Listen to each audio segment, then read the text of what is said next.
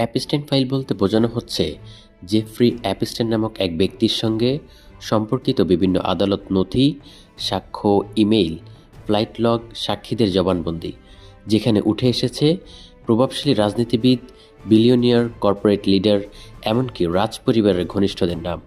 এটা শুধু একটি ফাইল নয়, এটা ক্ষমতা, টাকা, রাজনীতি আর যৌন অপরাধের ভয়ঙ্কর জটিল নেটওয়ার্কের দলিল।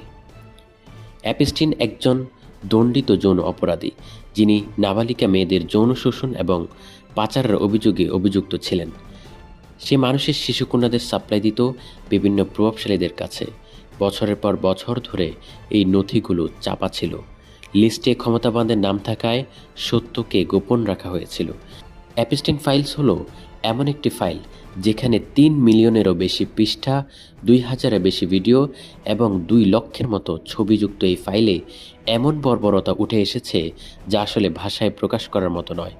এই নথির তথ্যগুলোতে বিশ্বের অনেক প্রভাবশালীদের নাম এবং অপকাজের বিবরণ আছে, যারা কন্যা শিশুদের বিভিন্ন দেশ থেকে পাচার করে বছরের পর বছর ধর্ষণ করে গেছে। কেবল দর্শন করেই ক্ষান্ত হয়নি, কন্যা সন্তানদের রোস্ট করে পর্যন্ত খেয়েছেন। হ্যাঁ, ঠিকই শুনছেন, সেসব ইভেন্টে তারা মানুষ হয়েও মানুষের বাচ্চার মাংস খেয়েছে।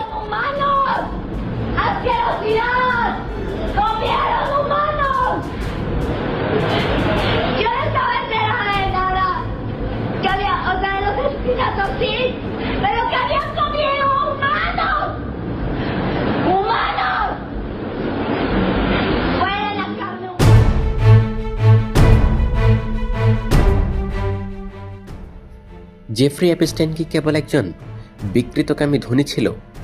না, সে ছিল মোসাদের এজেন্ট এবং পশ্চিমা গোয়েন্দা সংস্থার একটি হানি ট্র্যাপের প্রজেক্টের agent. Do you think Jeffrey Epstein was a spy? I believe very strongly he was a spy, yes. And who do you think he was working for? The Israelis. I'm confident. কল্পনা করুন আপনার আদরের ছোট্ট মেয়েটির কথা, বয়স 12 কিংবা 13, ফুলের মতো পবিত্র, চোখে এক রাস স্বপ্ন। একদিন তাকে বলা হলো তাকে একটি বিশেষ বৃত্তি দেওয়া হয়েছে। বলা হলো সে বিশ্বের সবচেয়ে জ্ঞানী, ধনী এবং প্রভাবশালী মনীষীদের সাথে দেখা করার সুযোগ পাবে।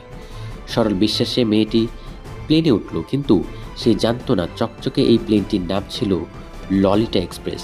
সে জানতো না এই প্লেনটি তাকে স্বপ্নের দেশে নয়, বরং দাজ্জালিক সভ্যতার এক গোপন জাহান্নামে নিয়ে যাচ্ছে, যার গন্তব্য প্রশান্ত মহাসাগরের বুকে অবস্থিত বিচ্ছিন্ন দ্বীপ লিটল সেন্ট জেমস।